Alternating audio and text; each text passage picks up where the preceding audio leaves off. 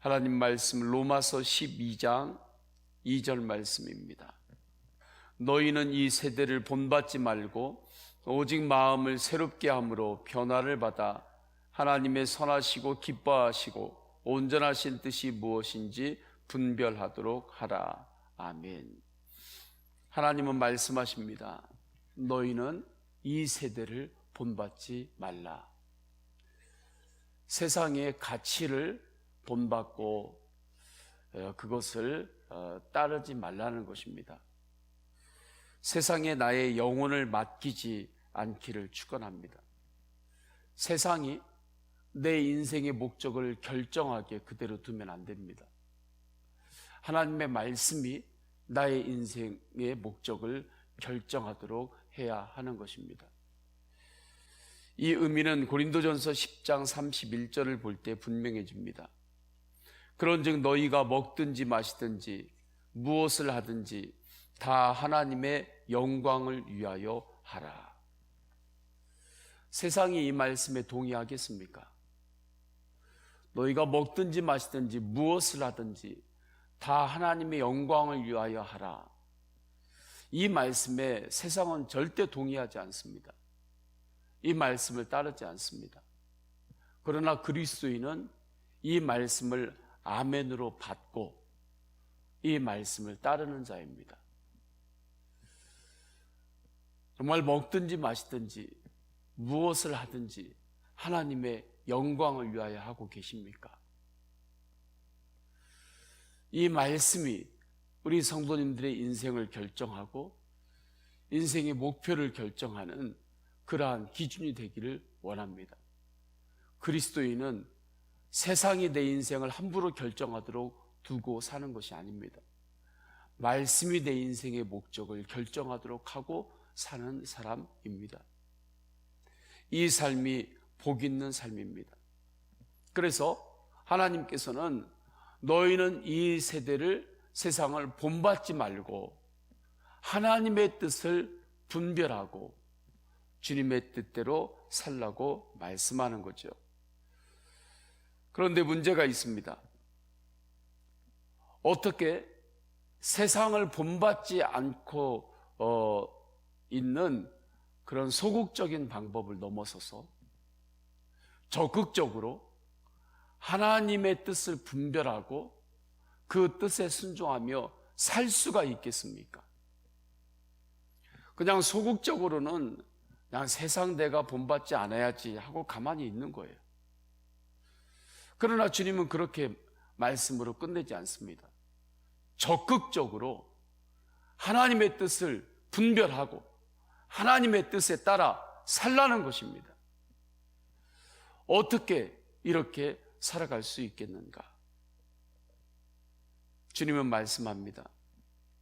오직 마음을 새롭게 함으로 변화를 받으라. 그래서 오늘 본문 중반에 오직 마음을 새롭게 함으로 변화를 받아 말씀하는 것입니다. 이때 오직 마음을 새롭게 한다라고 하는 뜻은 생각을 새롭게 한다는 뜻을 담고 있습니다. 생각을 새롭게 하는 거예요. 생각을 새롭게 함으로 내가 하나님 앞에서 변화를 받는 것입니다. 이때 변화를 받아라고 할 때 이 변화의 뜻은 한번 일회적인 사건으로서의 변화가 아닙니다. 지속적인 변화를 뜻하는 의미가 있습니다. 성경에서 주님께서 말씀하시는 모든 부분의 말씀들이 그렇습니다. 말씀의 시제들과 그 언어의 내용들을 보게 되면 일회적인 사건으로서 머무는 것이 없습니다. 다 지속적으로 하나님께서 진행하라 하시는 것입니다. 우리의 생각을 새롭게 계속하는 거예요. 그렇게 함으로 지속적으로 하나님 앞에서 변화를 받을 때 그때 우리는 이 세대를 본받지 않는 것에 머무르는 것이 아니라 하나님의 뜻을 분별하고 하나님의 뜻에 사는 복 있는 삶을 사는 것입니다. 주 안에서 이러한 삶을 실제로 살았던 사람이 있습니다. 그는 하나님의 임재 연습이라고 하는 책을 기록한 로렌스 형제입니다. 수사로 살았습니다. 그는 17세기, 지금으로부터 300년 전입니다. 프랑스에서 지냈습니다. 전쟁을 겪은 세대입니다. 전쟁 중에 나가서 다리를 다칩니다. 장애를 입었어요. 그가 38살에 프랑스의 파리에 갈멜 수도원이 있습니다. 그 수도원에 들어가요. 그로부터 수십 년간을 수도원에서 주방에서 봉사합니다. 요리를 하고 설거지를 하고 그렇게 수도원에서 수사로 보내요. 그냥 그 일만 한 겁니다. 우리는 내가 평생 무슨 밥만 하고 무슨 설거지만 하고 이 일만 하느냐고 맨날 반복되는 일상이라고 그렇게 때로는 불평할 때가 있죠. 근데 이분은 젊은 날부터 수십 년간 그 사역을 수도원에서 감당을 합니다. 그런데 이분이 너무나 행복한 거예요. 항상 감사와 기쁨이 넘쳤습니다. 하루 종일 하나님 앞에서 노래를 했습니다.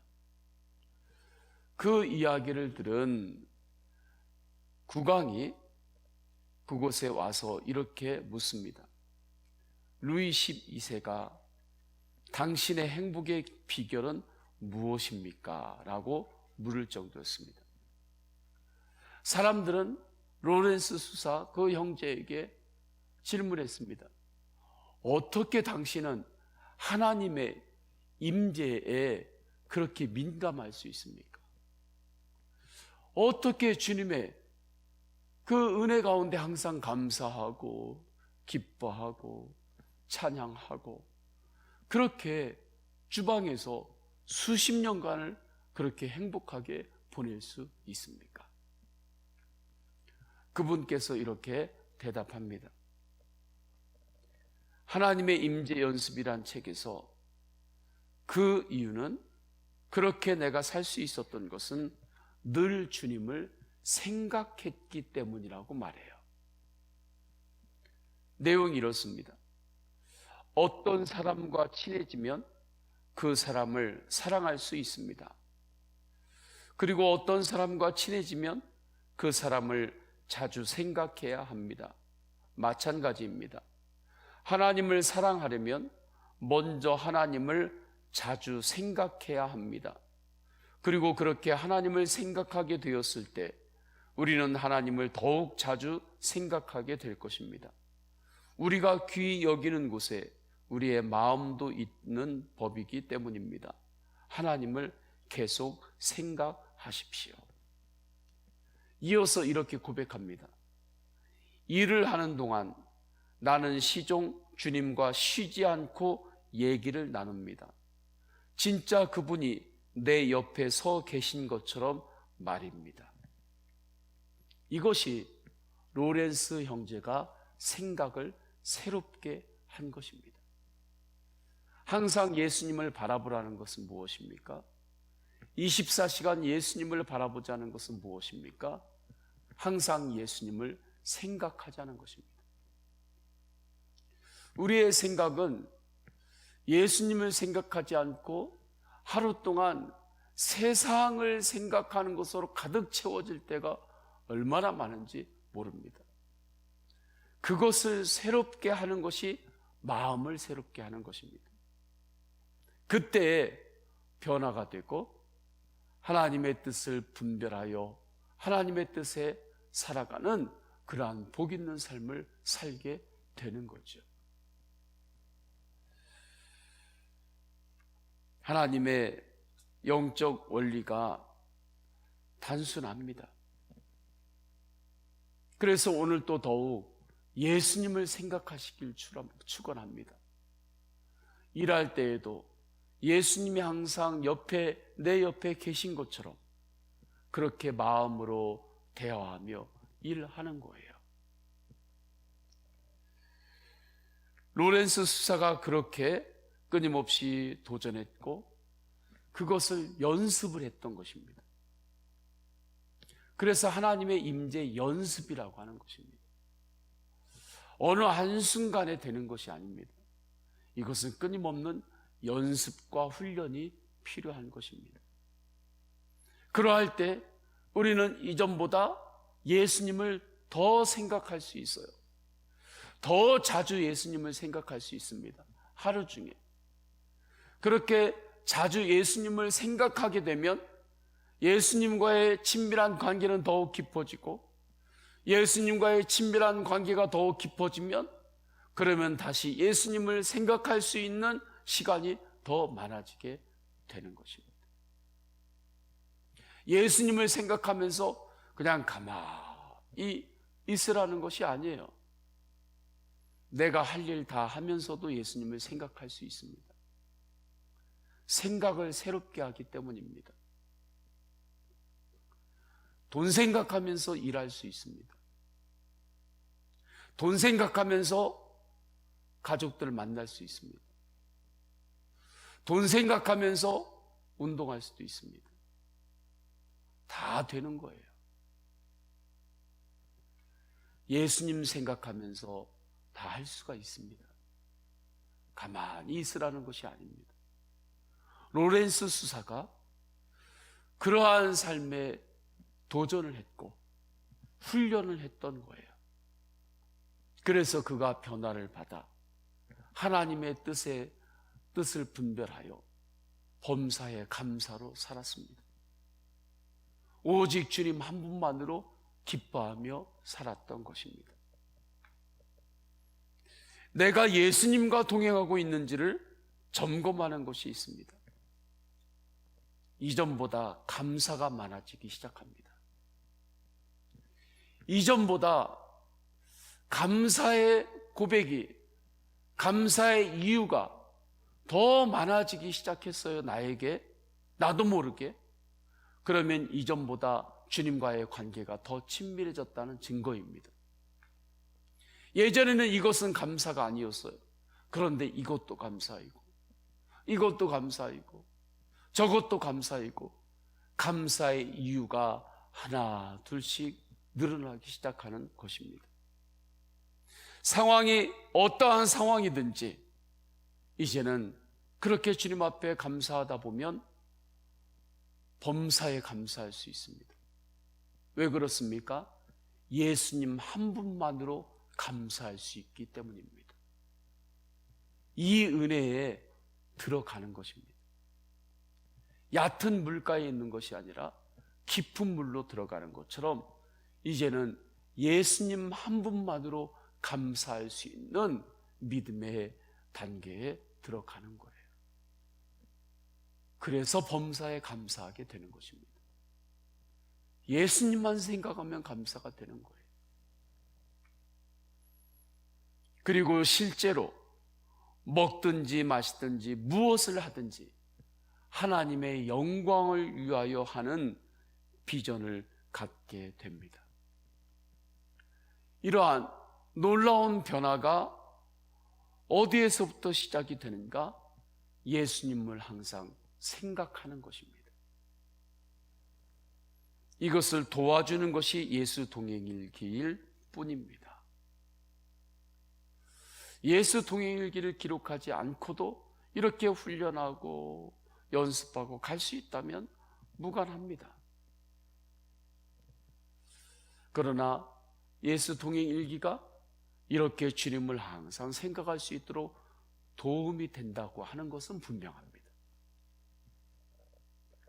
우리가 할 일은 오직 예수님을 생각하고 예수님을 왕으로 모시고 사는 것입니다. 그때 놀라운 하나님의 임재 안에서 우리는 사는 것입니다. 오늘도 주님께서 그러한 삶으로 우리를 초청하셨습니다. 그러한 은혜의 삶으로 살라고 주님께서 우리에게 오늘 생명을 하루 더 주신 것입니다. 호흡을 더 주신 것입니다.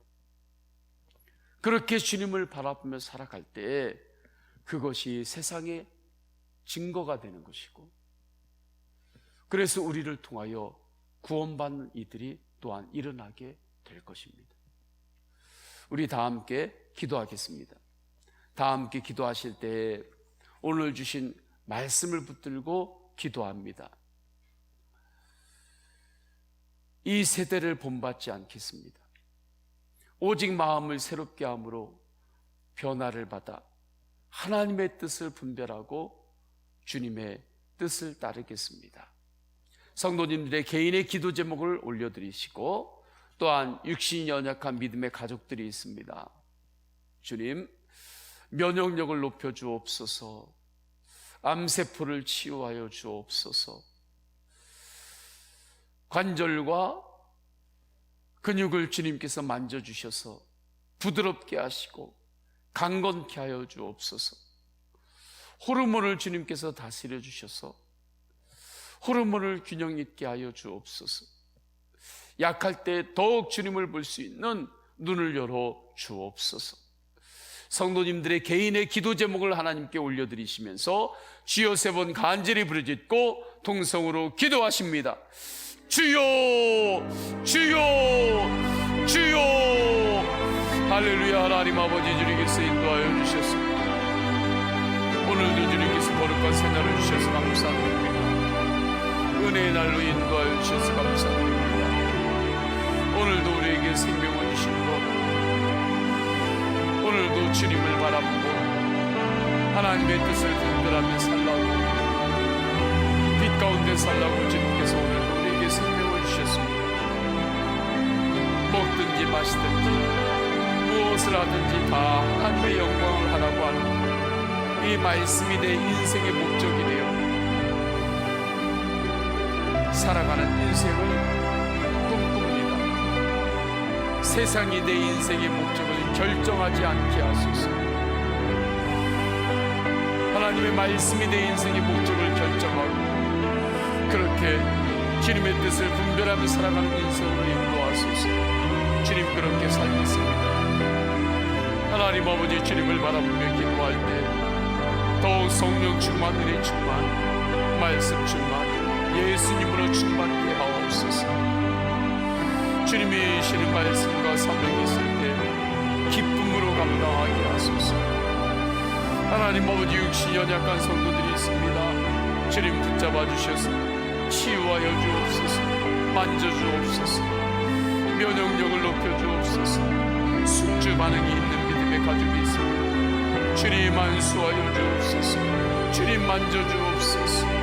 주님 다스려 주옵소서.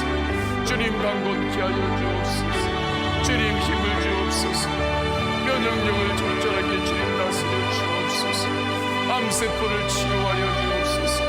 근육과 신경을 주님께서 만져주옵소서. 강건케 하여 주옵소서. 장기를 주님 다스려 주옵소서. 호르몬을 주님께서 다스려 주옵소서. 성령님, 성령님 역사하시고, 성령님, 성령님 역사하시고, 성령님, 성령님 감격하며 주님의 손으로 안수하여 주옵소서. 주님의 손으로 안수하시고 다스려 주옵소서. 주님,